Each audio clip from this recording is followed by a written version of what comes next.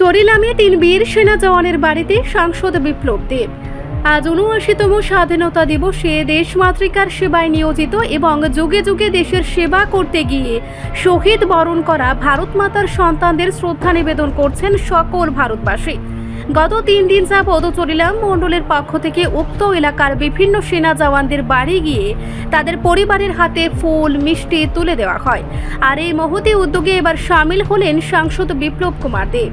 স্বাধীনতা দিবসের দিনে তিনি চরিলাম বিধানসভা কেন্দ্রের বিশ্রামগঞ্জ ইটভাট্টা এলাকায় দেশ সেবার কাজে নিয়োজিত 3 বীর সৈনিকের পিতা মাতাকে ফুলের তোড়া, জাতীয় পতাকা এবং রেশা দিয়ে মিষ্টিমুখ করিয়ে স্বাধীনতা দিবসের শুভেচ্ছা জানিয়েছেন। ওনার সঙ্গে ছিলেন মণ্ডল সভাপতি তাপস দাস সহ অন্যান্য নেতৃত্বরা।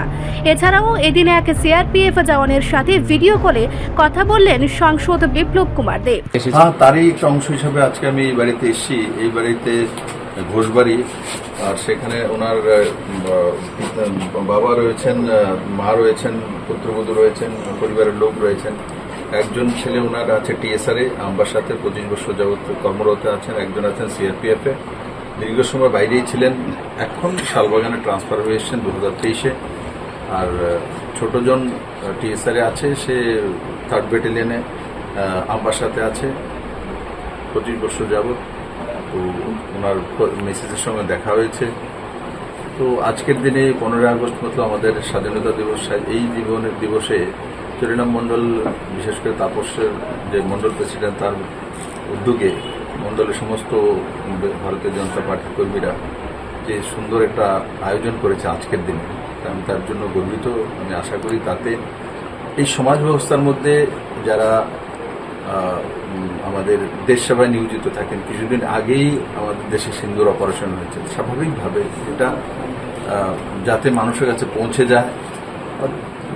যারা সুরক্ষা বাহিনীতে আছে তাদের পরিবারের প্রতি সবার একটা সমবেদনা থাকা উচিত। কারণ আমি আপনাকে বললাম যে 25 বছর যাবৎ ওখানে জিজ্ঞাসা করলাম বিয়ে কবে হয়েছে, বলে বিয়ে হয়েছে 17 বছর হয়েছে। তার মানে বিয়ের আগে থেকে ওখানে থাকে।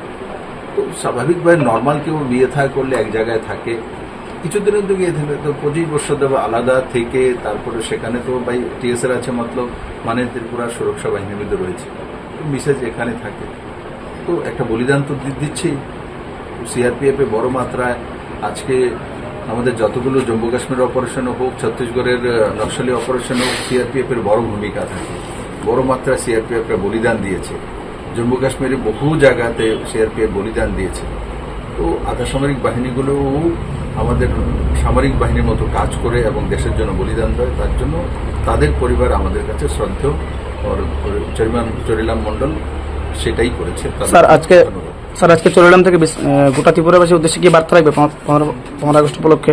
বার্তা, আপনার পরিবার ভালো থাকুক, আপনার যেই চ্যানেল আছে সবাই ভালো থাকুক, পজিটিভ মানসিকতা কাজ করুন, ত্রিপুরার উন্নয়ন হোক, ওর সমস্ত মানুষের কল্যাণ হোক, সেটাই আমি আজকের দিনে বলব। রিপোর্ট সংবাদ প্রতীক্ষা।